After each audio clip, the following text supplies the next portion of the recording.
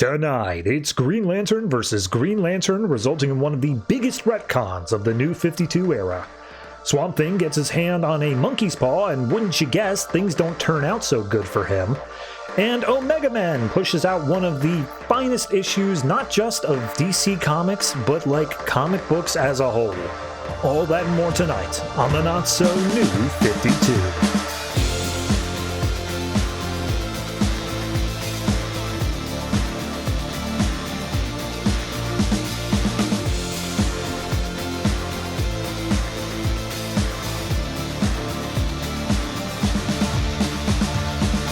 Hello everyone and welcome to episode 235 of the Not So New 52. I am your host and we had a light week this week. Oh boy, and I'm happy for it because for anybody who's watching this the day that this has come out, as I've said in previous episodes, we switched it up. For the past 2 years, I've been publishing this show on Tuesdays because 10 years ago, that's what would have been a new comic book day. But then leap year happens. 10 years ago, a leap year happens, and that affects what day New Comics Day would have been, so now the show is on Mondays. I say all of that, only having like 15 episodes of this show left, so really doesn't matter that much, but does to me, because I am not used to filming these on a Sunday night. My weekend was packed, I had so many things to do, and then I had to come back and record this. I am exhausted, I am not okay in many ways, but here I am. I guess I'll read the comic books real quick, but then I got one more thing to say before we get into the episode, something I'm very proud of, actually. Terms of this week, comic books that we have in mildly alphabetical order: Batgirl, Batman Beyond, Green Lantern, Midnighter, Omega Men, Swamp Thing, and Batman and Robin Eternal as our weekly. Now, out of those books, wants to check out Omega Men, definitely check that one out. Probably if you're only caught up on the series, but like, it may be the best issue I've ever done on this show, let alone that book. And Green Lantern is issue number 50, so it's like a double wide. We get a few payoffs to some other things going on there. I'm probably just going to lead the show off with those two anyway, so it's not like you got to click around, but definitely check those out. Now, what is the thing I wanted to tell you? What is the thing that's so important to me? When I got into DC back in 2015, I started by collecting trades. Specifically New 52 trades. I said, all right, that was the last reboot. I want to go back. I want to do that. This is all common knowledge. I've shared this story before. About 3.5, 4 years later, I got all the trades. I finished it up. And I was ready to do this show because I had not read through like half of them, if even. So by all means, that was just an excuse to kind of do this show here. Somewhere about 1.5 years ago, as I've been collecting single issues ever since Rebirth, so for about 10 years now, I've been collecting single issues. Somewhere about 1.5 years ago, I thought, you know what? I don't like the fact that I have the New 52 in trades and everything else in single issues. I want to go back and get the New 52 all in single issues. And the people I told this to said, why? That's stupid. You're an idiot. Actually, that all came from Pete on the main show, but you know, he may have had a point. I am happy to say that I am essentially done. I have collected every single issue of the New 52 in single issue format, barring one. There's one that I still need. I didn't win my eBay auction that was ending just a few hours before I recorded this. So gotta search that one out, but it's literally the only one I need. But yeah, no, I've spent probably somewhere close to like $3,000 on it all things considered. It's a ridiculously high sum of money. But yeah, that's I got it all in single issues. Eventually, once this show is done, because I want to keep them for that long, I'm going to then sell all these trades as well. So if you have any interest in that, keep an eye on this channel, / me specifically, because I might let people know about that on the YouTube channel first. It will cost you about $3,000. I got to make my money back, but you too can have some of the worst that DC has ever put out. Oh, Jesus. The more I have to justify it, the more I say it out loud, the worse I feel. Like I'm like, oh no, what have I done? For anyone curious, though, the one issue that I still need is Scott Snyder's Batman number 6, because apparently that's the first time the Court of Owls showed up, so it goes for like $40 no matter where I look for it. So if you have a copy of Batman number 6, gimme. I want it. I want it now. Anyway, this has been a very long intro, but it's also going to be a very short episode. So, take some, have some, whatever. Don't think I have anything more to say on top of that. Just reminder, this show will be going out on Mondays from now on. I guess I should also just offhandedly mention anyone who, for some unforsaken reason, watches this show and not the main Comics from the Multiverse show. They did put out that for episode 500, which will be coming up in the next few weeks here, they are going to be doing a survey for everyone for their top 50 or whatever top DC characters. Go check out their most recent episode. I think it was episode 496.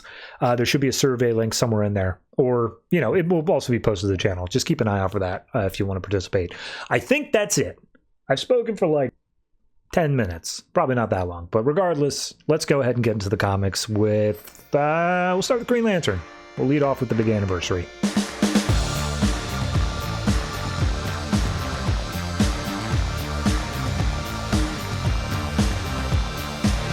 Green Lantern number 50, written by Robert Venditti, art by Billy Tan and Vicente Cifuentes. So, big anniversary, double-sized issue. This is picking up off of all the previous issues. We've been getting the Parallax Hal Jordan that is been approaching Earth and is like, oh, I'm going to take over, I'm going to fix Hal's life, like I'm going to be in charge of Coast City or whatever. And finally we get the payoff for that. So we open up with a flashback to, I guess, the Emerald Twilight Hal Jordan. He comes back, he finds Coast City is completely destroyed. It says it's a different universe, a different time, and he's like, oh god, how could I let all this happen? I was out there, I was doing other things, but now my home is dead. And then we flash over to modern day. He is in New 52 Coast City, and he's like, oh, it's here, my whole city, it's all still here, and I now have all of this extra power, all of the rings of the Green Lantern Corps inside me. I can come here and I can save this city, I can fix it. I am never going to let this city fall down again, and in fact, I'm going to take care of the man who was responsible for doing that. No, not Cyborg Superman or Mongol. It's the other Hal Jordan, the inexperienced Hal Jordan, the one who let this happen over in my universe. So I sense him, I'm going to go after him. And we got over to young Hal, which I'm just going to differentiate by calling them either Green Lantern or Hal and Parallax. So Hal is sitting inside a room, he's focusing, he's like, all right, don't screw it up, I gotta do this, I gotta do it right. And we see door handle opens and in comes his brother and his family, including the nephew who was in the hospital. And Hal has made a whole party setup out of Green Lantern constructs, so like a whole bunch of floating things, and the kids are like, oh wow, that's great, so cool, whatever.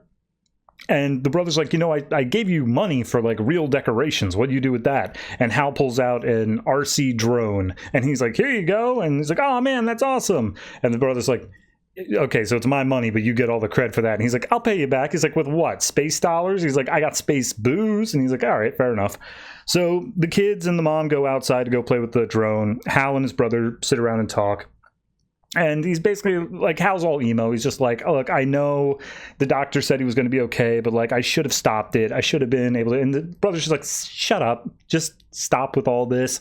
I know you think with all your power and everything else that you can control everything, that you can stop every bad thing from happening. But like, even as his parents, like, all you can do is just put them on the school bus and pray for the best. Like, there's nothing you can do to protect them 100% of the time. And you'll find that out when you're a dad. And Hal's like, oh, when I'm a dad, you think that's actually going to happen? And he's like, I don't know, man. Maybe. That's a choice you got to make. So at that point, they say how much they want to play with the RC drone. They go down to the park to join the family. So as we go down to the family, we see that the drone gets stuck in a tree. And Howard and all them are like, oh man, it's stuck. How are we supposed to get it down? And then a Green Lantern hand comes down, lifts it out. But it's not Green Lantern, it's Parallax. And he's like, oh my god, Howard, you're here? And he's like, well, what's up, Uncle Hal? Why is your costume looking so different than he usually does? And Parallax is like, you somehow escaped the destruction of the city. You lived, I don't, oh god, but like either way, you're here. Let me look at you, my boy, my child. And he's just like, what? You're acting weird. And then all of a sudden, Green Lantern construct punches Parallax in the face. It's our Hal, and he's like, I don't know what sort of shape-shifting thing is going on here, but you don't mess with my family. And so all the family just shuffles themselves away. And Parallax is like upset. He's like, no, my brother Jim, why are you looking at me like that? He's like, Hal, why does this guy look like you? And Hal's like, look, shapeshifters, it's a whole thing. Look, here's a very specific memory from our past when you fell out of a tree, and what happened afterwards. And then Parallax finishes the story. He's like, yeah, you busted your leg in 3rd grade, and we all made your lunch and whatever until you got your cast off. And Jim's like, he knows the tree story, Hal. And he's like, all right, this is messed up. Yeah, get out of here. So Parallax is upset that they're being shuffled away. Hal puts down some green chains, just like, look, I don't know who you are, why you're here, but you're going to regret coming here. And Parallax is like, no, I left here once. I am not leaving again. And he breaks the chains and just starts beating Hal around the city. He's just like, I'm not going to let you fail again. And he just keeps on going at it. Hal's like, I don't understand. My gauntlet has the power of like a dozen Green Lantern rings. Nothing should be more powerful than that. And Parallax, getting more evil looking, is like, a dozen? Bro, I got the whole core. I got 3600 up in me. I got the central power battery itself. And Hal's like, oh, you're that version of me. Oh no. And he's like, yep, I'm Parallax. So he starts attacking Hal again, just like kicking him around the city. Hal's just saying like, stop, please just stop. And Parallax is just going off of like, my coast city was destroyed. You failed it. And now I'm here and I'm going to protect it. It's here and every single one of them will be protected because I'm here in the Green Lantern Corps, blah, blah, blah. And as he just keeps on going at it, Hal eventually just shouts out, just stop, and he makes a huge construct to throw up between him and Parallax. And then, I don't want to call this retconning because it's not, but it's amazing that this is still in continuity.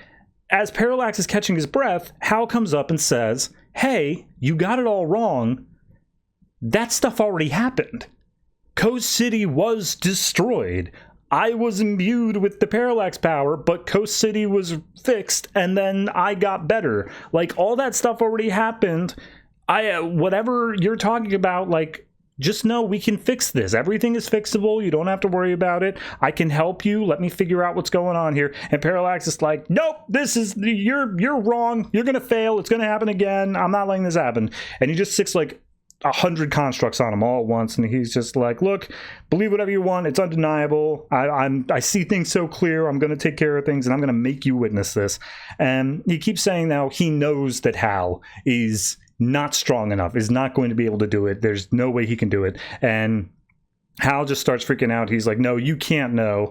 You don't think I'm powerful enough. I don't even know how powerful I am. And he starts glowing. This extra, like, Super Saiyan green light starts coming off of him. There's a giant space beam that blurs up into the sky. And then when we cut back down to Hal, he is now himself a Green Lantern construct.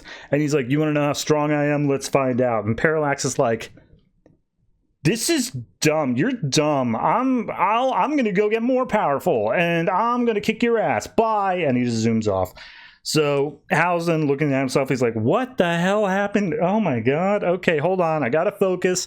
And for one panel, he turns back into his normal self. It seems that it took a lot out of him. We then cut back over to the family. There was, during the Super Saiyan explosion, they all got a little bit shook. But as Jim is picking up his glasses, Hal comes up to the balcony, and he's green again. He's once again a construct, and he's like, hey, Jim, something's happening to me. And that's it. That's where we leave off the issue. Okay, a lot of stuff. First and foremost, I'm going to work backwards. The panel where he turns human and then immediately turns back into a construct again, that just feels like an editing issue. I don't know why we did that. That seems strange to me, that like he's just, maybe it'll come up, but it's, I don't know, it's out of place. Big thing. So this is the consequence of bringing in Jeff Johns' run into the New 52. Because, like, if you open up that box, you're left with so much that must have happened, but, like, how do you fold that together? You know, like, in this universe, we know with certainty that Cyborg Superman is not a thing. Like, that is absolutely a thing. So how did Coast City get destroyed?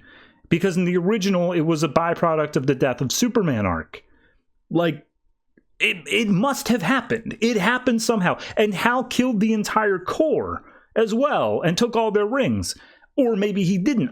Something happened that mildly resumes, or looks like the thing that happened to post-Crisis Hal, but we don't get an explanation because it had to have happened because it happened in Jeff Johns' run.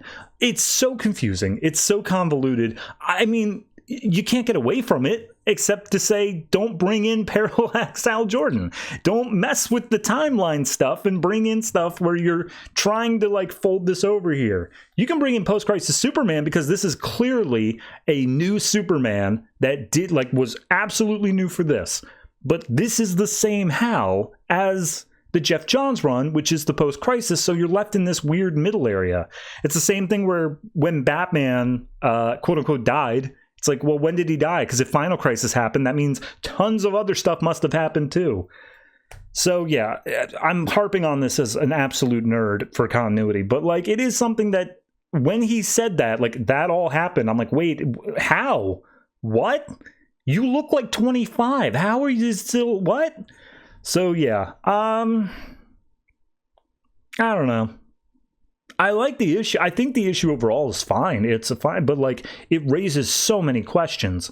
So I'm going to say 7.5. I think it's solidly good, but I can't call it great because I don't feel like we have the answers. I feel like this is absolutely them just like, look, don't question this too much. It's just how it has to happen. And that's not satisfying to me.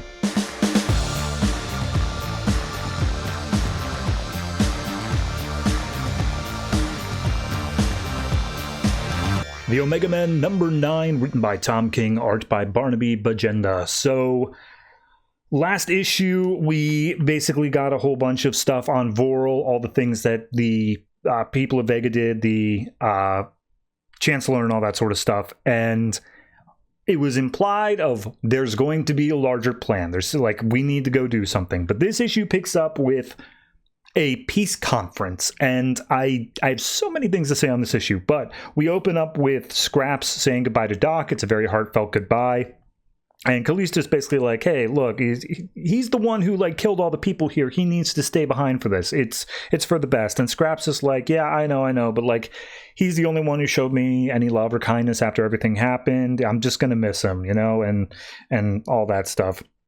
And we see Doc starts drilling via like a jackhammer down into the planet Voral as the rest of the Omega Men fly away. Now, I need to say something specific about the layout of this book. It starts off page 1 with the 9-panel grid. Page 2, 8 panels. Page 3, 7 panels. And it goes down and down and down and down. This is important. This is highly important. So when we do that, we see that the Omega Men have made their way into a neutral space somewhere in the Vega territory. There's an ambassador there willing to welcome Kyle. And he's just like, oh, yes, I'm a speaker now, not just an ambassador. And I'm bringing you in here. I've gotten the audience together. You'll be able to speak to them about whatever it is you please. And as they enter the speaking area, the backstage area, we see the Viceroy is there with a bunch of his guards. And they're like, what the hell is he doing? Well, you were told, we said we'd be able to talk. This is a neutral space. And it's like, yes, it is neutral space. You want to get up and talk. He's allowed to also present his side of things. That's how it's neutral. Everyone is satisfied. And they're pointing out that the guards are armed, and they're like, oh, and you're not?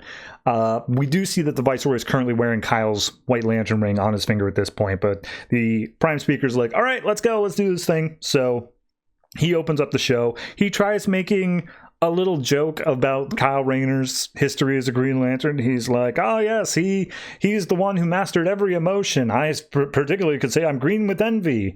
Get it? Because green and envy, and they're just like, shut up, let Kyle speak. And they're like, all right, fine.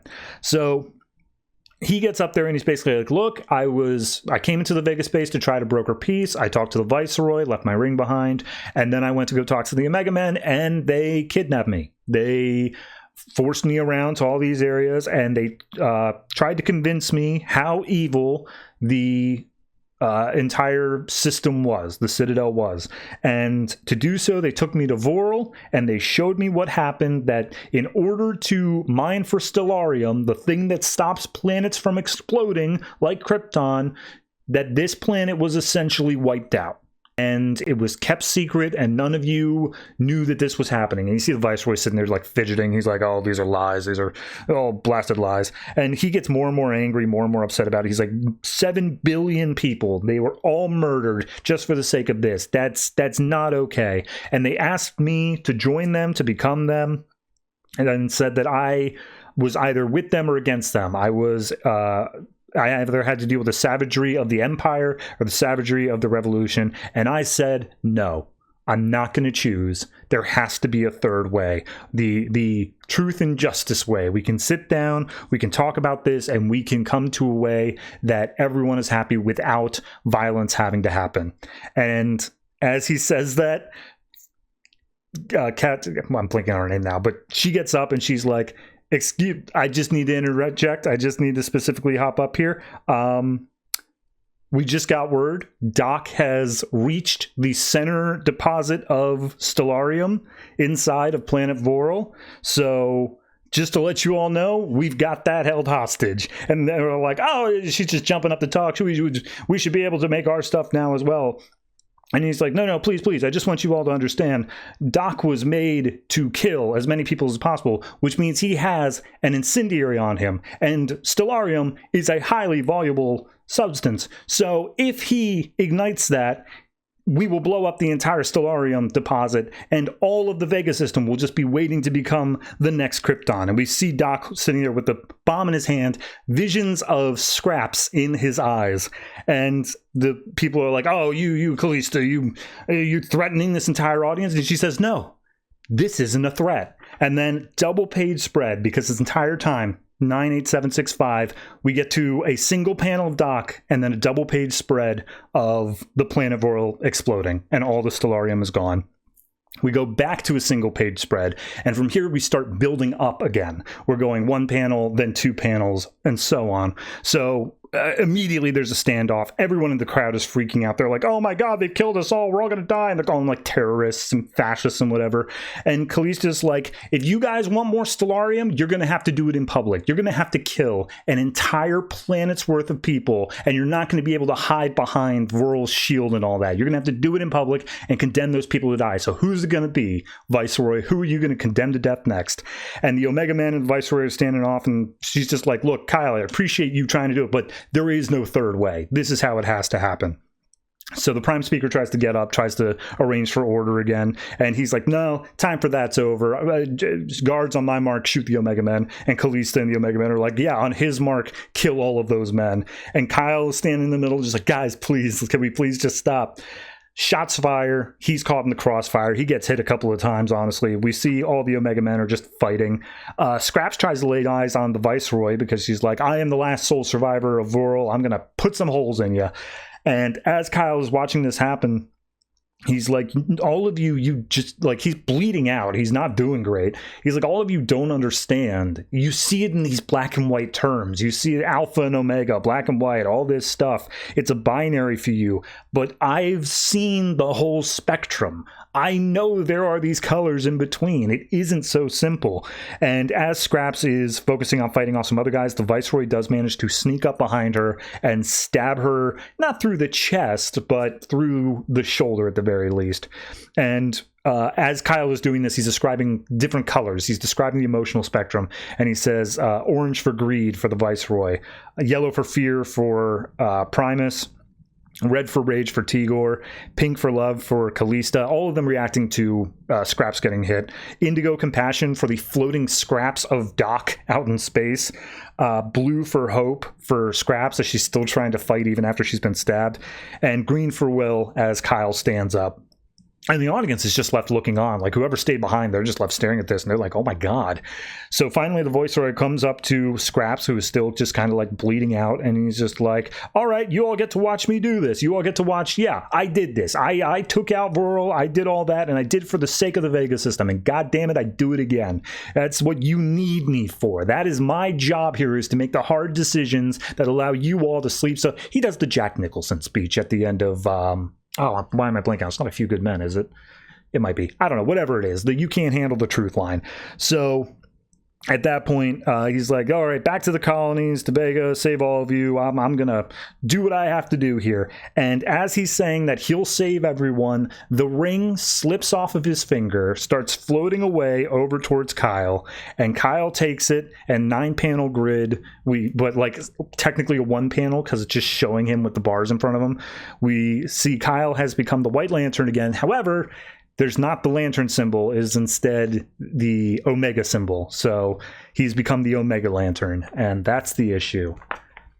I love this issue. There are times I just think about this issue without even thinking about the rest of Omega Men, because from a storytelling perspective, in the larger sense of the entire story, it's the inciting thing. It's now like, okay, we're in the third act. Like, Kyle has now been forced to make a decision. He's absolutely here now. He's part of this group, whether he likes it or not.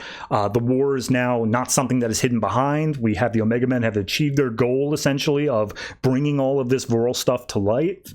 And Viceroy has also been put in a very poor position here, where he looks pretty much like a bad guy. But, like, it's not as easy to overthrow the system. We still have all that time. And then, just from a craft perspective, the countdown to the double page spread, to the count up, it's the timing. That's the thing of it. Like, you spend so long on the 9-panel grid reading it, and then the 8 panels slightly faster. 765, it's slightly faster, until finally you get to like the single page spread, and you read so quick, and you just feel this anticipation. You feel this sort of like building up here. And even on the count back up again, the words are so sparse, the fighting is the bigger thing, that the speed still stays constant. It doesn't feel like it's slowing down significantly until you get to Viceroy's speech, in which case you want that because this is a big moment. Like, he might be about to kill Scraps, and then you get the big reveal at the end, which is still essentially a 1-page spread, but it's done in 9 panels. So I'm giving this a 10. This might be the only 10 I give on this entire show, but I love this issue. This is absolutely peak craft, peak storytelling.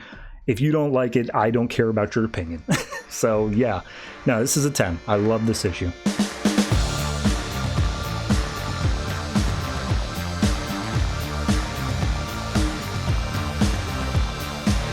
Swamp Thing number 3, written by Len Wein, art by Kelley Jones. So last issue we had a 2-parter that just wrapped up dealing with some sort of zombie thing, a traditional sort of zombie. However, it ended with a cliffhanger that a character named Matthew Cable was returning, who was definitely from the early Swamp Thing issues, but I don't know much about in modern continuity. So this issue picks up, Swamp Thing's in the swamp, and he's wrestling with a boa constrictor or some anaconda of some sort, and the narration is talking about natural selection, whatever, and it's like, yeah, but that doesn't matter because it's Swamp Thing. And we see as he's wrestling with this boa, he's like, all right, look, we keep doing this, you keep trying to beat me, no matter what, I always win. And then all of a sudden there's a gunshot, and the snake just splits in half. It's just like, boom, dead. And Swamp Thing's like, what did you do? And the shadowy figure that has the shotgun's like, I saved your life, you're welcome. And he's like, for what? It's a game I play. He always tries to attack me, I always wrestle him off. It's just, I always kick his ass, and that's just it's what we do. Why did you do that? And he's like, I didn't know, it looked like you were in danger. And he's like, well, because of your ignorance, an innocent life has been put to rest. I hope you're proud of yourself. And he's like, well, I kind of was. And that Swamp Thing looks back and just like, and why would you even try to save me? Like, whoa, typically people think of me more as the monster. And that's where he steps forward and says, well, it's the least I could do all the times you saved me, Matt Cable. And Swamp Thing's like, what? What are you doing here? And so we have a campfire sequence, and he's like, all right, seriously, how'd you get here? And he's like, oh, it's a long and convoluted story. And again, it feels like it's picking up on threads. It feels like it's specifically saying, here's X, Y, and Z that happened, but I don't know the original. So he just says, after we parted ways, I transferred to a new FBI unit. I retired. I did whatever, but it wasn't the same without you and Abby. It wasn't as exciting. By the way, where is Abby? And he's like, oh, it's complicated. Don't worry about it. And he's like, all right, whatever. So without a job, I looked for a new purpose in life, and that was trying to cure you. I was trying to get you back to being Alec Holland because I was partially responsible for you becoming Swamp Thing. So I was looking for a fix. And Swamp Thing's like, are you serious? And he's like, no, don't interrupt. Let me just finish the story. And he's like, yeah, at first I was sitting there, I went to the darkest corners, every place I could find, and he basically just lists off the magical corners of the DC universe. He sat down with Mr. E and had a drink. He went to Felix Faust. He came across Enchantress. She didn't really do anything, but, came across. And he's like, but in the end, only one place could have what I needed. And he ended up at Nanda Parbat, deep in the Himalayan mountains, and he came across a temple. He was welcomed into Nanda Parbat, but he came across a temple that had a treasure called the Hand of Fatima, and it's highly treasured by them, and he just stole it. And he's like, it's got so much incredible power, it can basically, it's a wishing thing. You can just do whatever you want and change reality, and they're absolutely going to come back to try to get it, so we should do this sooner rather than later. But, well, yeah, we can wish you back to normal. And he's like, that's not possible. His thing is like, I guarantee you it is, but I don't know how to work it. Do you have any connections with magic stuff? And he's like, oh, yeah, no, I've got someone. She's pretty good at all this stuff here, but we got to get there. And I hope you brought a car, because otherwise it's going to be a bitch to walk. So we get a little interstitial where we see the Sheriff Fox, who of course is related to Lucius Fox back in Gotham, is looking over the zombie from before who had its mouth sewn shut. She's down in the morgue and she's like, all right, I mean, are we able to do the autopsy with it sewn shut? Should we open it up? And the guy's like, no, you don't want to unsew that. It would be so much worse if you do that. And she's like, right, okay, your local hoodoo or whatever. Do we need a sheriff in this town, or do we need an exorcist? And he's like, can we have both? And she's like, all right, well, I'm going to go. You keep me updated. So we then cut over to Zatanna in Shadowcrest, wherever the hell that is, and she's like, oh, hey, you got the Hand of Fatima. That's crazy. I didn't think this thing was real. And he's like, look, Alec has told me about you, Mr. Cable. You've got quite the reputation. You've clearly lived up to it. You do realize this is insane, right? Like, you were talking about, like, altering reality. And it's just like, yeah, no, totally. But, like, we came this far, and we're kind of in a press for time, so yeah, let's go ahead and do it. And she's like, I want you, like, informed consent here. I don't know what the side effects of this will be. And she's like, right, fair enough. Will you help us do it? And he's like, yes, I will, but I need a little bit of time, because this isn't your average everyday, like, magic that I just know. I need to do some research on this. And she's like, all right, fair, but get to it. We're out of time here.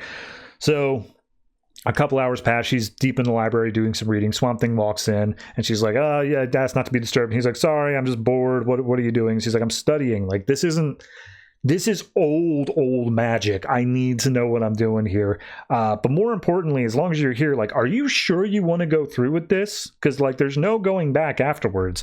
And he's like, I'm positive. I thought I had to come to terms with being Swamp Thing, but I've seen some messed up stuff, and I'm way past due. I am the other Swamp Things, or the other Swamp Things after me, they can handle it. For me, I need out of this. So please just let me be human for however long I have left. And she's like, okay, but, like, there'll be consequences. You cool with that? And he's like, there's always consequences. That's what life is. So she says, all right, as long as you're certain. So they go down to the sub-basement of the castle, and he's like, all right, this is a solemn place. This is going to be a big deal. Y'all need to treat this with the proper respect. And they're like, yes, absolutely.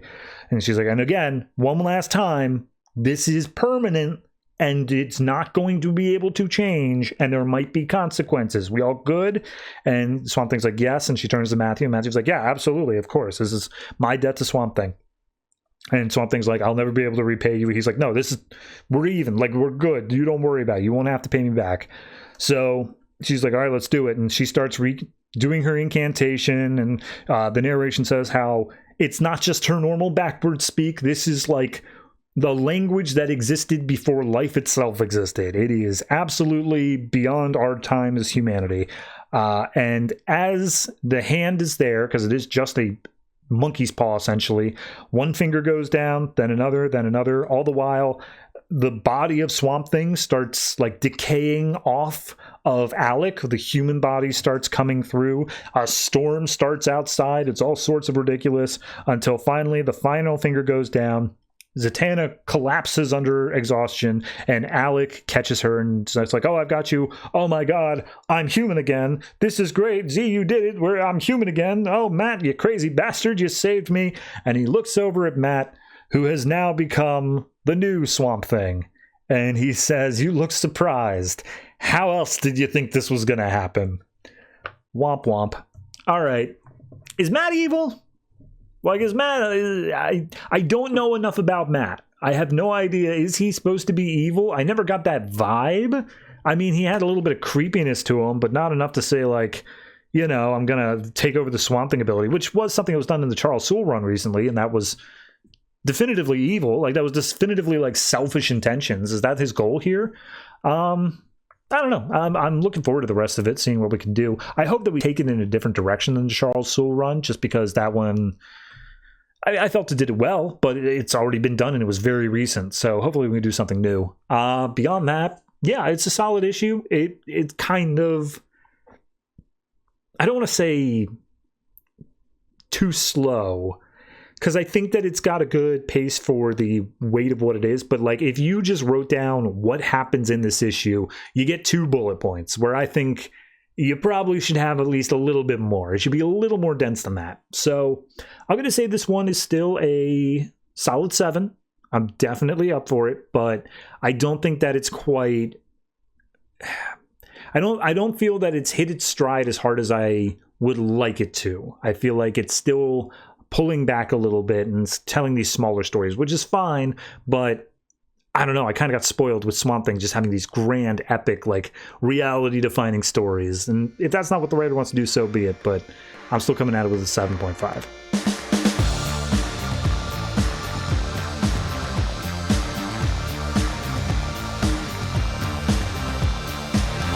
Batgirl number 49, written by Cameron Stewart and Brendan Fletcher, art by a lot of people, because it's like multiple dream sequences in this issue. So we have Horacio Dominguez, Babs Tarr, Roger Robinson, Ming Doyle, and James Harvey.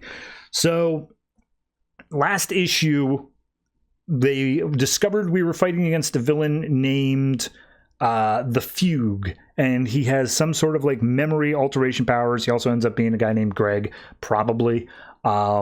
And at the end of the issue, Babs got mind whammied. And so it's a whole thing where Dinah was with her. We open up this issue, though, in a diner.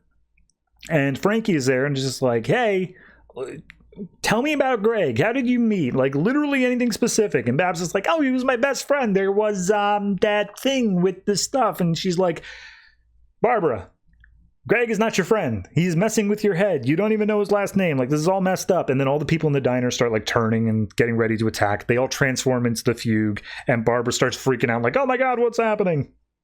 So Frankie wakes up. Turns out she was using her computer integration powers or whatever to interface with Barbara's neural net thing that she has for... or paralysis healing. And she's like, look, I'm trying to get in there, whatever, but he's put down a lot of traps. Anytime I try to like bring her attention to it and get her out of this state, it's just not working. And she's like, well, we gotta... Dinah is like, we gotta help her. What do we do? And Frankie pulls out a drive that says, look, I brought this along. This is the AI from the previous arc that went hostile and rogue. However, I stripped all the bad code out of it, so it's literally just a backup of Barbara's mind. I'm thinking I could use it to go in there with me, and it would be able to, like, help me fight against the traps, because they're all very physical things or whatever. That's the most I could think of, and it's mostly harmless. Hopefully it doesn't revert to its previous state. I don't know how to help that. Also, they've got Harper Row and Stephanie Brown out there looking for the Fugue, but no luck as of yet. So she's like, all right, well, if they don't have them, I'm going back in. So we go into this suburban area. We see it comes across Barbara's house, and Barbara comes out to greet Frankie, but it is a green computerized version. Frankie's like, no, you're not actually Barbara. You are a computer AI backup, and if you're going to help me save the real Barbara... But if you do anything wrong, I've got a delete button right here in my hand. I'll press it, and then you're gone. Like, do not step out of line. And she's like, what do you... But I am the real me. I don't know what you're talking about. She's like, okay, I'm not doing this again. Follow me. Let's go.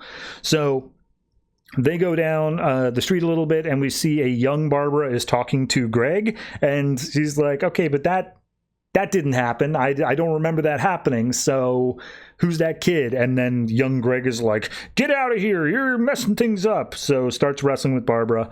We then cut to a future where Barbara is wrestling with Greg as Batgirl and is saying, hey, you are a robber. You are a guy, you knocked over a bank before, and you did one today, and this one wasn't your first. Because I remember as a young child, I saw you in the same like painter's van getup, which is your getaway car.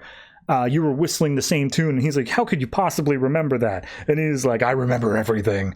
So Barbara essentially put this guy in jail, and we see as they're progressing through, he inserts himself into like her college years, saying that like, oh, I was there to help you study for finals or whatever. And a bunch of Fugue representatives in the mine trap start attacking the pair of them. Barbara AI version turns into Batgirl, starts fighting. We see Frankie almost goes over the edge of like this massive, like way too tall staircase, and the Barbara AI comes in to save her. We go to the next scene where Barbara is fighting against Fugue on a rooftop, saying like, oh yes, it's been almost 4 years and I remember every second because I've been in jail because of you. I've been thinking about it all this time. And he basically says that he broke into banks to get valuables, and he's good at breaking into places that he shouldn't be. And while in jail, he figured, what's more valuable than somebody's mind, especially someone like you who can remember everything. So I'm going to make a withdrawal. And he uses his power or tech or whatever it is to hack into Barbara's memories. We go down to the Batcave where Batman and Batgirl have met, I guess, for the first time, and he's like, how did you find this place? And she's like, oh, well, I there's some large scans of electrical topography, blah, blah, blah. I noticed there was something down here, and it's like really big and full of computers and electricity and whatnot. And Batman's like, oh, it's very good detective work, but that might make you the most dangerous person in Gotham. And she's like, what? No, I'm wearing a Batgirl getup. I want to be with you. I want to be partners. And he's like, no, you can't be trusted, Miss Gordon. Get out of here. I never want to see you again. And then we cut to her at her dad's house. Her dad has found the Batgirl costume, and he's like, you running around with those vigilante freaks, you make me sick. I never wanted you. You lied to me. You broke your father's heart. I'm burning this suit. And Batgirl's like, no, daddy, no.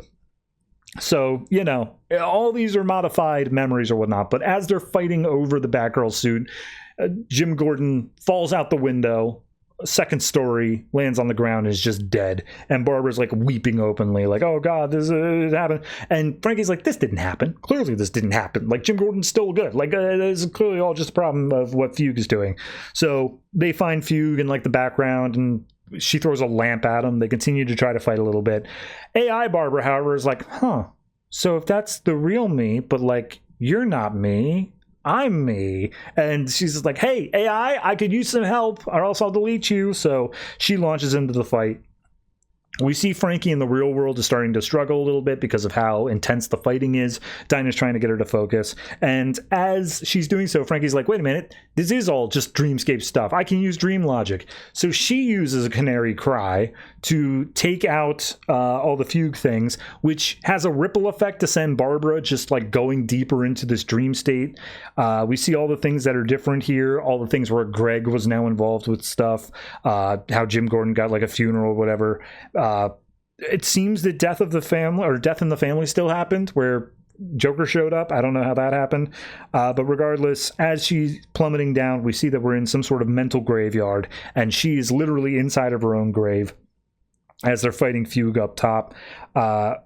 As they finally manage to seemingly defeat the final one of Fugue's traps, Frankie's trying to help Barbara out of the grave, and then AI Barbara hits her over the head with a rock. And as Frankie comes back out, she's like, oh my god, Scott, okay, look, we made it really far, and like, I gotta get back in there right now because AI Barbara just went rogue again. Like, of course she did. So I gotta get in there. And Dinah's like, wait, now hold on. How messed up are Barbara's memories? It's like, oh, really messed up. Like, they are screwed. I don't know how we're going to be able to fix her. And Dinah's like, well, you just said that the AI is a perfect copy of Barbara's brain. And then there's Barbara, who, like, has messed up memories. what if instead of trying to pull out the Barbara that we know and like have that, just take out the bad parts of the AI code again, like you said you did before, and merge the two together? Wouldn't that work? And Frankie's like, oh my God, yes, it would. So she tippity taps and then does her little mental beam thing. And we see she basically just brings a bazooka into the dream realm to take out the other AI Barbara and causes them to fuse together. So Barbara sits up with a jolt. She sees Frankie and Dinah's there, and she's like, hey, Barbara, what, is your dad okay? Is your dad cool? And she's like, yeah, as far as I know, he's alive. I think he's Batman right now. And it's just like, okay, cool, great. Do you know anything about Greg? And it's like, oh, Greg, you mean Vinton Burwell, aka Fugue. I remember everything. And we get one more memory flashback of Barbara realizing, like, she apparently fought against Fugue. Fugue has strapped her down to a table, and he's just gloating. He's like, oh, I've studied all this stuff when I was in jail, and I've got my way out now, and now that I'm able to look into your mind, I know all your secrets, Bruce Wayne and all this other stuff, blah, blah, blah.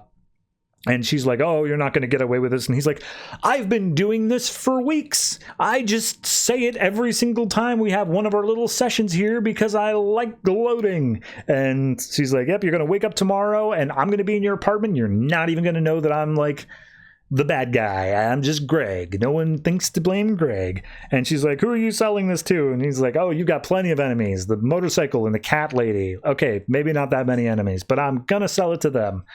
And then she looks around in her memory and sees the energy source, the negahedron thing from before, and how it is weaponized now to level a city. So she's like coming back out and she's like, okay, he's going to weaponize that thing. We got to stop him. Spoiler, and Bluebird come back in and they're just like, all right, we can't find him. He's gone. And she's like, well, we'll find him as a team and I know where to start. That's it. That's the issue. Number 50 next time, which I'm sure will be like a double-length issue for anniversary purposes. But yeah, I like the art styles. The multiple art styles, you know, always when you're moving through dream sequences like this, it works to switch that up. And I don't think any of them really fell flat. I think all of them were very interesting to see against the different, more cartoonish art style that we typically have. I think my only main critique here is I said going into this arc, it definitely felt like we were doing the rogue AI thing again. Like there was a similarity that was playing there. The fact that we did bring it back, it still just feels, I don't know, it feels how small the Burnside run has really been. How little we've actually done and like covered. It doesn't feel like we're celebrating all this other stuff that's happened. It's very much just like, oh, she fought a rogue AI, and then maybe there were like 2 other issues, and now we're just in this Fugue thing. So I know that's not a fault of the people. They've only had 10 issues to work with, but I don't know, it didn't feel broad enough for me. I think that's the biggest issue. Because looking at each individual issue, she fights against so much. There's so much going on. But this one just feels so, oh yeah, that thing that was from the very first arc, we're just pulling that back because that's literally the only other thing we have. So, I don't know. Maybe I'll be eating all that in issue 50, and they will point out all the crazy things that she's gone through. But it just makes the Burnside run feel so small in comparison. 7.5. I'd say that's fair for me. Maybe 7. I'll stick 7.5, but it's somewhere in that range. And yeah, we'll see if issue 50 is any better. Yeah, issue 50 is any better.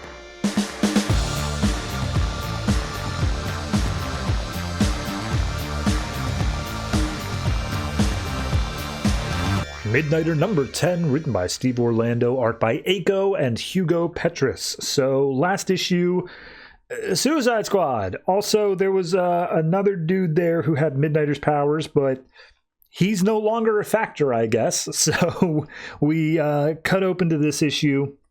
We were on a bridge in Boston, and we see that Spiral agents, including Helena Bertinelli, aka Matron, has stepped up, and so is Marina, and they are meeting with Robert, aka Midnighter's new boyfriend, maybe?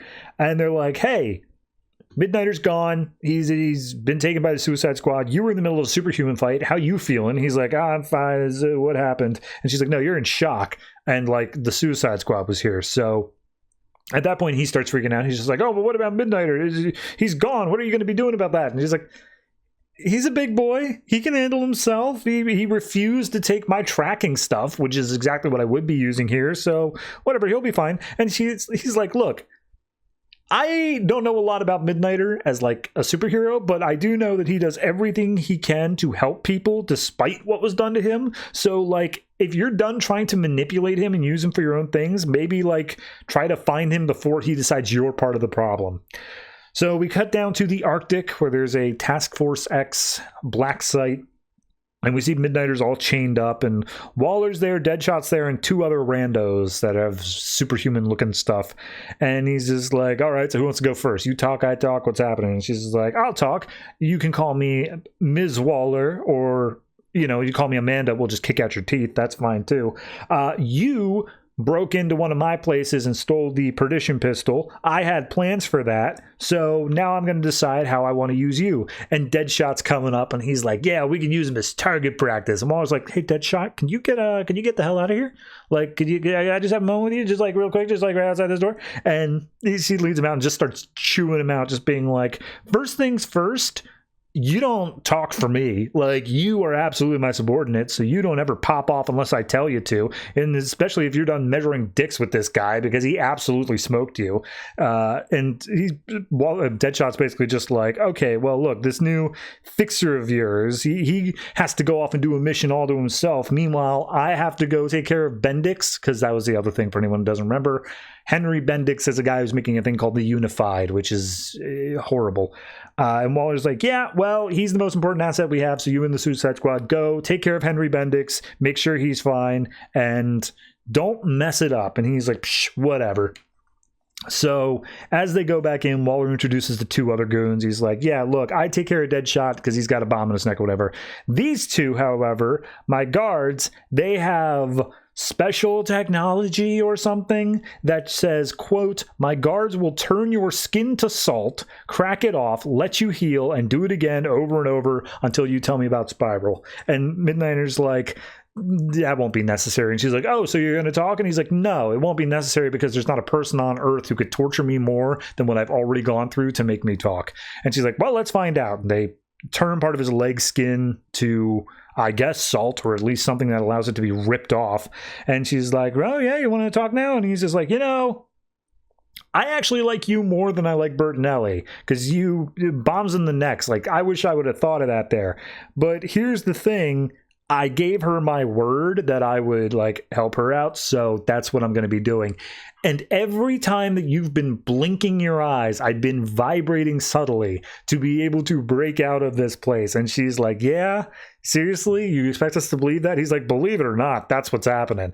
And we see as they're winding up for another thing of ripping his skin off, he manages to shake the bolts out of the chair that's like to the floor and stand up and start attacking them. And Waller's like, all right, well, you got style. My guards are going to take care of you, though. Bye. And she just walks off.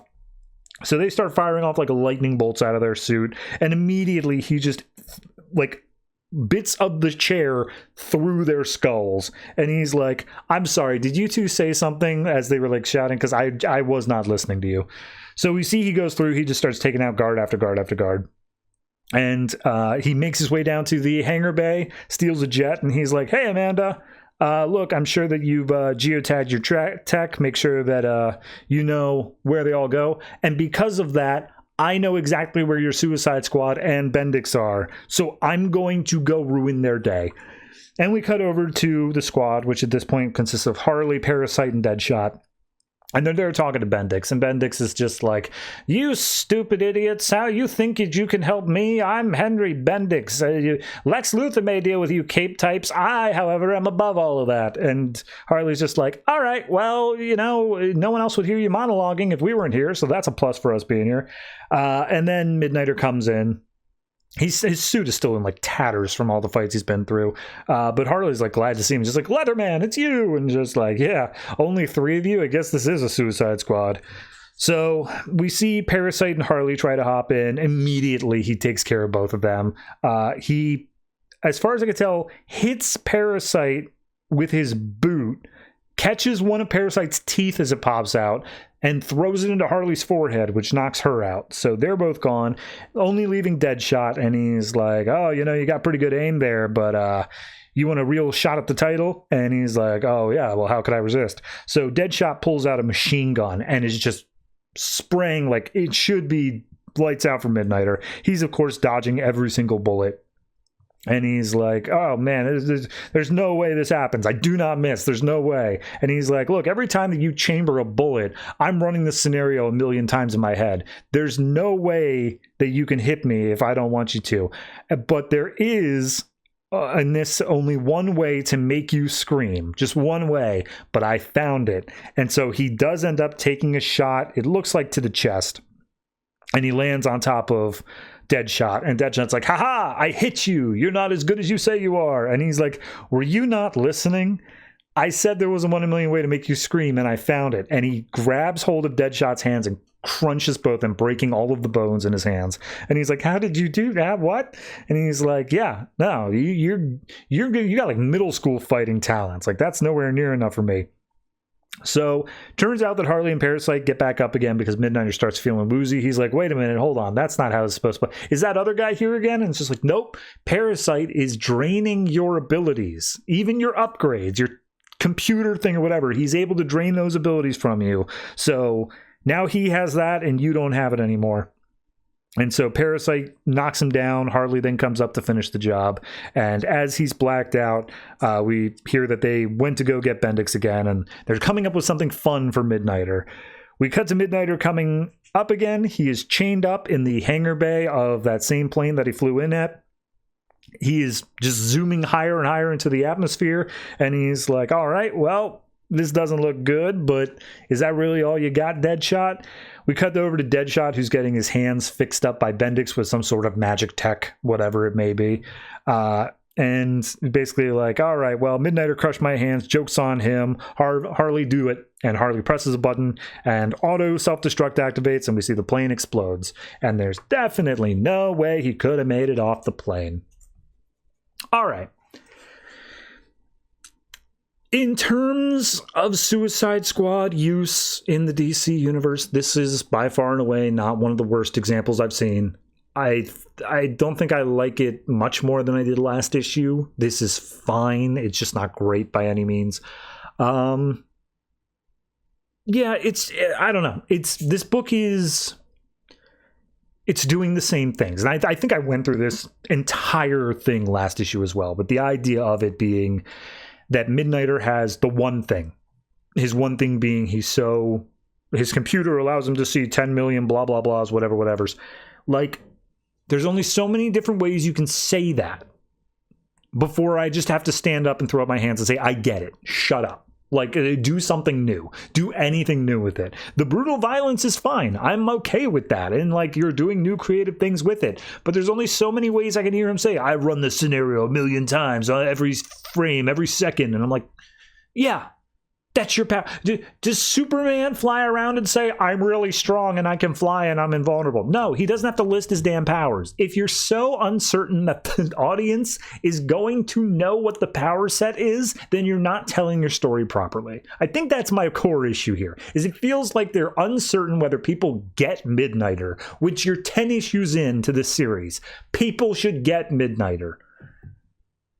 I didn't know I was so impassioned about that, but hey, I guess I was. All right. 7. That's where I'm coming down at. Just feels right. It still looks great. The panel layouts of this are fantastic. Art-wise, I really don't have a problem with it. It really does come down to the repetitiveness of the writing, where I just feel like, yes, okay, I get it. Did anything change between the end of last issue to this issue? We left off with Midnighter about to get jumped by the Suicide Squad last issue, and this issue, you may as well just say, like, okay, and he got jumped, and then we're picking up with however he got out of that plane explosion. Nothing changed. 7.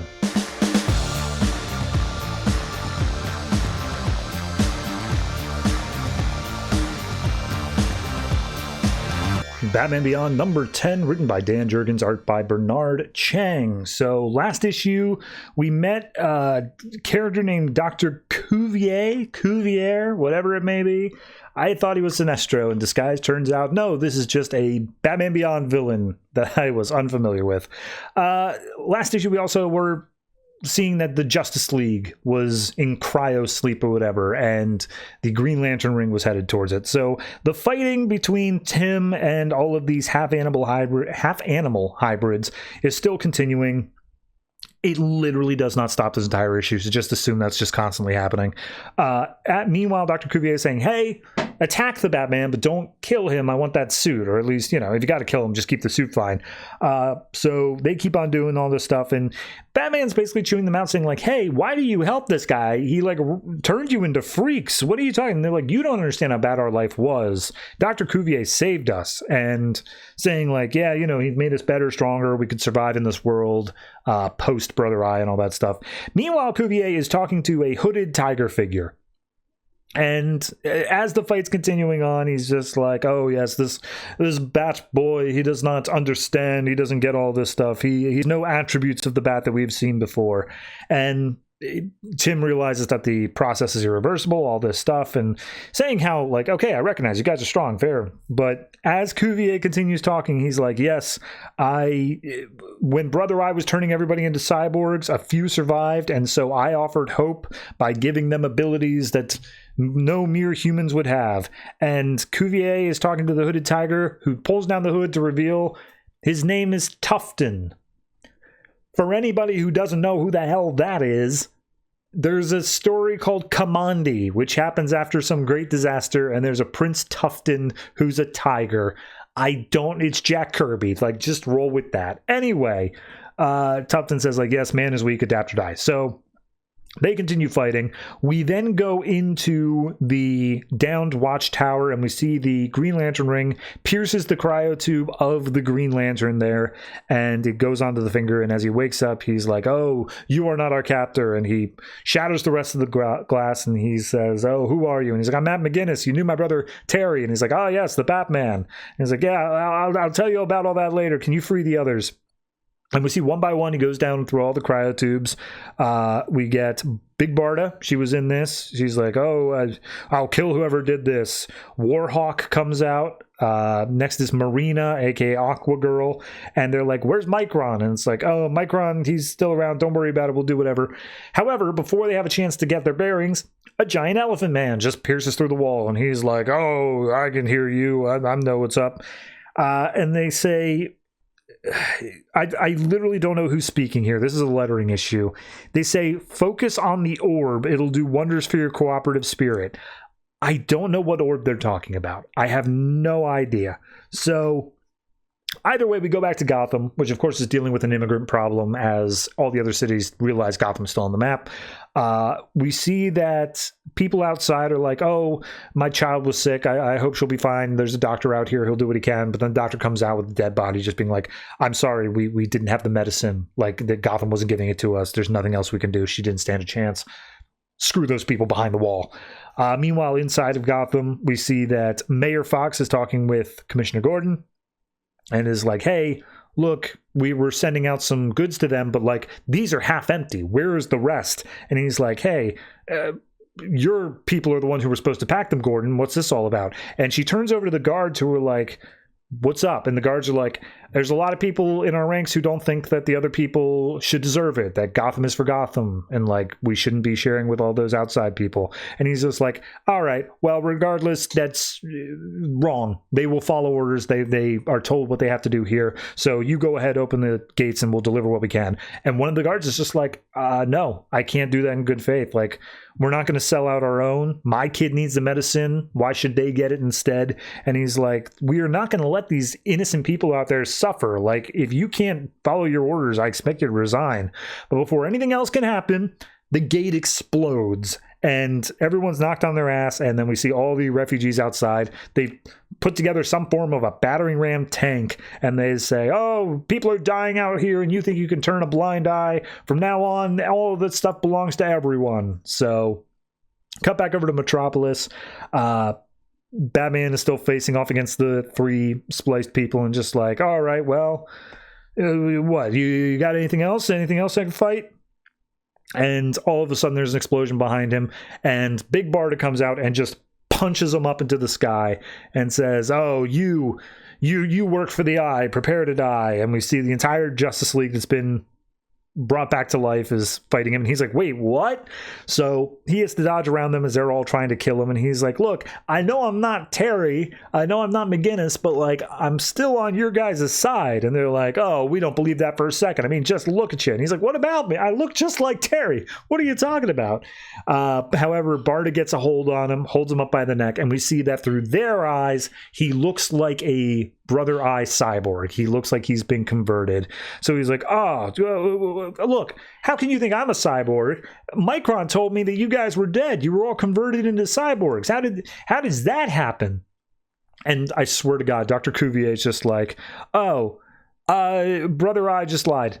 Like, they must have been artificial constructs created to demoralize. He never actually got his hands on them to turn them into that. And as for Micron's stories, they are implanted memories and perceptions, the same way that their perception is being changed now to see you as a cyborg. And it's like, oh, all right, I guess that's what happened. So then we get Terry's brothers watching all this, just like, oh, wait, no, this isn't what was meant to happen. I got to tell them, I got to warn them. And as he's still trying to avoid getting destroyed by the Justice League, Barda ends up knocking him down again, is ready to kill him, and that's where Matt yells out, Drake, C3, plan C3, and Barda takes the shot. It looks like it's killed him, but, you know, there's a giant crater in the ground, so who knows, but they believe that the Batch droid is dead. I mean, the art's phenomenal. I love it. Bernard Chang always bringing a 50 out of 10 for sure. Story-wise,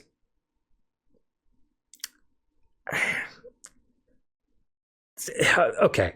I don't want to be too harsh, because like, you're dealt a hand of cards, you got to play what you got to play. But like, this kind of just goes to speak for why I think that this particular Batman Beyond story is so flawed just in concept of you can't come back from the level of apocalypse that we had in Future's End. I think that's the biggest problem here, is like, they specifically set up in this story, even not even in Future's End, but in this story, they set up and say, oh, the Justice League were all killed. They were all dead. And we saw that in Future's End as well. Like, Big Barda taken over. All these characters gone. They were definitely like ruined. And yet they're not. And yet we have to do a retcon here to say, oh, actually, Brother Eye just wanted you to think that he captured the Justice League to demoralize the population. And he also tricked people into seeing it as well. And I'm like, okay, is that within his powers? Yes, probably. But like, it feels so tacked on. I think my biggest problem with this Batman Beyond book is that we keep on having to go back to the Future's End. We keep on having to reference like that's what made this post-apocalypse. When in actuality, all I wanted from a Batman Beyond book is the Batman Beyond TV show, where there is no apocalypse. It's just future capitalism. Like, just do that. That's enough for a story. I don't know why we had to go with this, especially when at the end of Future's End, they already made a change to the timeline. They had the ability to come in here and say, oh, Brother Eye never did the things he did, and we just ended up on the normal timeline, but Tim is still stuck in the future. He doesn't have a way back for whatever reason. You want to still write about Tim in the future, you can do that. You know, like, I don't understand why we had to stay in this apocalyptic timeline. The stories coming out of it are fine. They're okay. I'm still down with this particular plot that's going on here, but it just feels like there was such a better option from the word go, and we keep on having to retcon and change and work against Future's End instead of something that is helping the story along. Anyway, all that said, art-wise, 50 out of 10. But story-wise and, like, book overall, I think I gotta say this one's like a... I'm gonna say 6.5. I don't want to go too low, because, like, that is just kind of unfair. It's working with what it can, but I can't in good faith say this is a good issue. It's fine at best, and that's all I can hope for.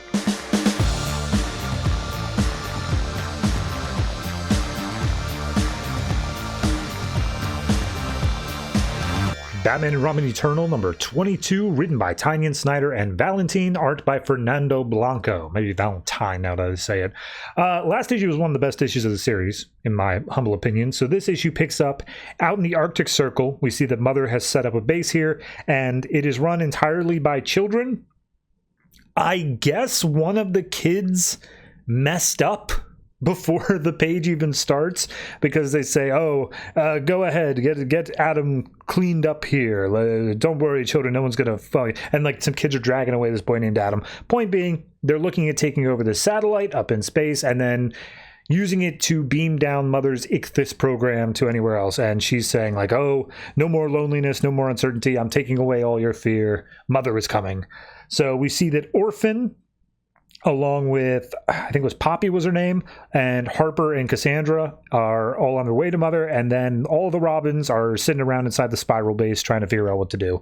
So we start with the Orphan plane, where Cassandra just keeps saying Harper's name over and over, and she's like, stop, just stop, I don't want to talk to you, I know that you're sorry, but like, I just realized that you did what you did to my mom, and like, I have this memory of her, of like, we would take the wrapping paper off of presents like super slowly and keep it all in one piece, and then she would use it to wrap the presents next year. And I always thought that was a thing of like a game or something, but it wasn't. We were just that poor, but my mom always made it work. She always was trying to do stuff for us, and whenever I was like helping her fix radios or stuff like that, she was always so proud of me. And then she was gone, and that's because of you. And like, I got into trouble at school after that, problems with authority, but I got things together for Cullen. But like, all of those memories, everything I have of her, that's all I'm ever going to have of my mom because of you. I know you went through a lot, I get all of that, and I understand you, and I don't hate you, but I can't forgive you for this. Like, it's not a hatred, there's just nothing there. And now I don't even care what's going to happen, because we're going to Mother's Island, and odds are I'm going to be joining my mom pretty soon. And Cass just finally says never. So we cut over to the Robins, and this is like majority of the issue here, is Damian's now joined the fray. He's in there talking and just like kind of playing catch up, just saying like, all right, what if we hijacked other satellites and like made interference? And they're like, no, that wouldn't work, there's too many issues, blah blah blah. And Grayson's just like, look, maybe we call the Justice League, we just do whatever. I am literally out of options here, I don't know what better to do here, but if we fail, then Mother was right. And Damian's like, what do you mean Mother was right? And they continue to like get a little bit down on themselves. Tim is talking about how like, look, we can't even track the plane that has Harper and Cassandra on it, so that's an issue. Jason's like, oh, well, if we're just saying the quiet part out loud, yeah, blame me. I was the one who let them go. I was knocked out. I'm blaming myself for that. It's all my fault. They're going to die because of me. And Tim's like, Jason, they're strong. They're good at what they do. Like, but they would agree the mission comes first. Feel guilty on your own time. We don't have time for this right now. And Grayson's like, maybe we can't fix this. Like, Batman went up against Mother. He wasn't able to win. Like, maybe this is it. We just lost. And Damian's like, hey, Grayson, smack, shut up. You don't even, like, we've not lost as much as we have the willpower to continue on. And they're just like, oh, okay, well, you just joined the story, kid. So, like, we've been doing this for 20 issues now. And Batman failed, so, like, what does that even mean?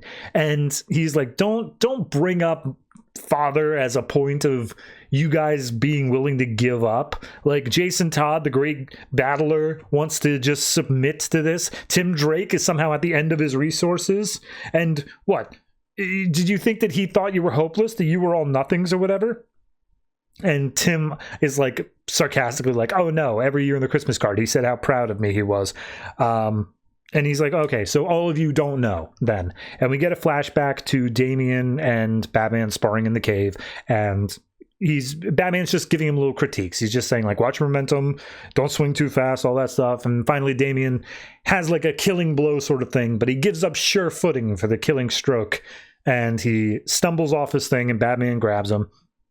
And Damian's just like, that's not something that Grayson would have done. Tim wouldn't have done it. Maybe Jason would have, but like, he moved past it. And Batman's like, yeah. And he's like, cool. So I'm worse than all of them. Like, I'm not I'm nowhere near on the level of any of the other Robins. And Batman's like, dude, don't think like that. And he's like, no. Like, this clearly isn't working because you keep on pumping out people who make mistakes. We're all flawed. You're setting me up to fail. I'm not being the good soldier I should be. And Batman's like, hold up. Stop right there. I am not making soldiers. I never wanted to make soldiers. And he takes off his cowl and he's like, Dick has a clearer vision of what Batman was meant to be than even I do. Jason is willing to do what Batman can't, even when the world needs it. Tim has better strategic sense than I have. Like, I envy him. And you, like, sometimes you hit each of those. Sometimes you're up on all that. But I want that you all to be able to make your own decisions and decide for yourselves what you become. And he's like, okay. And he's like, look, you all would acquire those skills with or without me. It's the trust that comes with. I've broken the trust sometimes, you know that, but I want you to trust yourselves that you can make these decisions without Batman having to be there. My job is to train you to make the decisions that I'd make and then be able to decide for yourself. So at that point, he continues back on the normal day and he's like, yeah, Batman had issues. Batman had problems. He was distant. He didn't know what he was doing. Like, he had his problems. But his uncertainty was not lack of faith in us. His uncertainty was that faith coming through. Like, he was absolutely wanting us to surpass him. And now if he left Mother to us, that's because he thought we were capable of handling it. So at that point, everyone gets their second wind. And Jason's like, all right, well, yeah, I guess we really got to try this now because that was a really good speech. And Grayson's like, all right, Jason, you get in contact with anybody in the underworld stuff. See if you can find something that could track down that plane. It's going to be somewhere remote, straight shot. The plane's definitely going to go there. Tim, try to map out population densities. Like, Mother's going to want to watch this all happening in real time. Also figure out where the satellites might be in position. And he's like, yeah, this is it. We're going to have to counteract Project Ithis everywhere. We have no time. And we have to get Harper and Cass. And she's making soldiers and we're not. So she thinks that we're weaker than her. And Damien's like, are we just making a list of all the things that, like, are definitely going to go wrong? And Grayson's like, yeah, well, she has no idea what we can do together. I'm willing to make this my killing stroke. So let's sacrifice a little footing to be able to get that strike. And then we cut back over to Mother. She's looking over a big global map thing of showing where it's like, oh, yes, of course. I can see that Grayson and them are making pings, and it's too little too late. They're not going to be able to do it. They're just throwing themselves against the wall. And in comes David Kane, orphan, holding Cassandra and Harper in tow. And Mother's like, why do you have them chained up? They're children. What are you doing? And he's just like, right, sorry, Mother. They're yours. I brought them as a gift. My apologies. And Harper's like, yeah, he's been kind of a dick this whole time. And she's like, you might want to shut up. David, you've done very well bringing them to me. And he's like, I'm sorry I failed you. I did not see the fullness of your vision. I'm so sorry. Please let me be your child again. I've suffered so much away from you. And she's like, the reason that you are a blunt instrument and not a work of art is that you never quite understood the secret, the suffering, and the secret within that I tried to make you understand. And she pulls her little, I don't know what you call it, brooch, holding her cape together, and just starts stabbing David Kane in the throat over and over again. Opens up the moon pool hole in the middle of this place and kicks him down into the icy abyss. And then just goes over to Harper and Cassandra saying, like, all right, well, you two, I should have put a stop to his stuff a long time ago. I apologize for that, but I was weak. I appreciated him wanting me, but now he's free of it. So let me introduce what I've learned from David Kane. And we see there's now like a team of a dozen other orphans all sitting here and just like, yep, this is a lesson I've learned. I've never put too much faith in one person. So she says over to Harper and Cassandra, like, look, I would like to assume that both of you would survive this, but really, that's up to you. And she picks up a glass of champagne, presses the big red button, and we see what I believe is New York. All the people start looking up at the sky. So there's that. I mean, it's good. It's a solid issue. I like Damien's speech here. I like how he can come in. It shows... Honestly, I wouldn't say it's the end of like a character arc for Damien, because of course he hasn't really been privy to this book that much. I just like the way that overarching in the narrative of like the universe, he's the one who has to come in and boosts everyone's morale, because that was so much of the early books with Damian, is him just knocking them down, saying like, you suck, you all suck, I'm the best.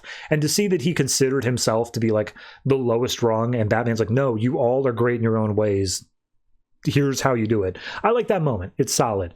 It doesn't fit in at all with the Robin War stuff, like not even close, but that kind of feels like out of continuity with this book. Like one happened or the other happened. We don't have both. Beyond that, it's solidly done. Art also looks good. Blanco does a good job here. I think my biggest critique is the mother stuff, because it just feels like, you know, all of a sudden there's this Arctic base and all of a sudden she's launching this thing. Like, I don't even know if I needed that much. I would have been much better off to say, like, we do all the Robin stuff, and at the end, Tim gets a ping on his thing saying, like, she started up the satellite. And, like, we didn't even see her or anything like that. But, you know, we made the decisions we did. So I'm going to say solid 7. I think it's very, very good. Maybe a little bit too light in terms of content, but the characterization works. So, yeah, looking forward to the next one.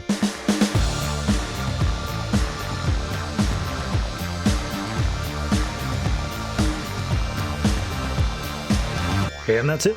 That is all the comics that were put out by DC Comics this March 2nd, 2016. And I hesitate to look at next week. I'm so happy that I had a small week here, but then I look at next week and I shudder a little bit. It's not bad. It's average in terms of number of comics, just 13, but it's the content. The content is what always gets you. So looking at next week, we have, in moderately alphabetical order, Action Comics, Batman/Superman, Catwoman, Constantine the Hellblazer, Detective Comics, Earth 2 Society, Gotham Academy, Green Lantern Corps, Edge of Oblivion, New Suicide Squad, Red Hood and Arsenal, Starfire, Telos, and of course the weekly series Batman and Robin Eternal. Now, what about that makes me shudder? Well, Telos, that's always a problem. It's the finale of Telos on top of that, so like double whammy there. But the other thing is that for anyone who isn't familiar with comics as a whole, what are you doing watching this show? But issue number 50s, at least during the New 52, were given a bit of reference, and with that reference came basically double the pages. So those books will be extra long. And in terms of number 50s, we have Action Comics number 50, Detective Comics number 50, and Catwoman number 50. So effectively, I'm doing 16 comics next week. It's a lot. It's a lot going into it. But regardless, I will make it do, because I've only got 15 episodes of this show left, and by God, I'm going to not fail at the finish line. At least I hope not. We'll see how that works out. Anyway, do you have any comments on any of the comics I've talked about this week, last week, any week at all, or on my ability to finish this show without messing it up right at the very end? I'd love to hear it. I'd love to hear affirmations mostly, but I'll take your insults if necessary. You can share those comments in the comment section down beneath this YouTube video if that's how you're watching it. If you're also just listening on some other unrelated place, by the way, we have a Discord, a subreddit, a Patreon, probably other things, but mainly those. So go ahead and leave your comments there if you would like. Patreon, you can get a bunch of stuff that doesn't have anything to do with me for as low as $1 a month. I don't hide anything behind a paywall. I don't even put ads on this video. I'm a man of the people. I spent $3,000 on New 52 comics, and I'm a man of the people. I'm a stupid idiot. You know, it actually does me good to know that, like, I see the charts on the back end of YouTube that says how many people pay attention to each comic. By the time this part of the show hits, it is like a flat line at 0. Nobody watches these bits. Not a single soul. Anyway, yeah, that's really going to do it for me. Don't have much more to say. I'm going to go ahead and crash because I've had a very busy weekend, but who knows? Maybe every weekend from now on will be just as busy, and I'll just be in a hellscape until this show is over. Thank you very much for watching, listening. However it is you consume this podcast, be sure to tune in next week, and always try to remember, if it ain't broke, don't fix it.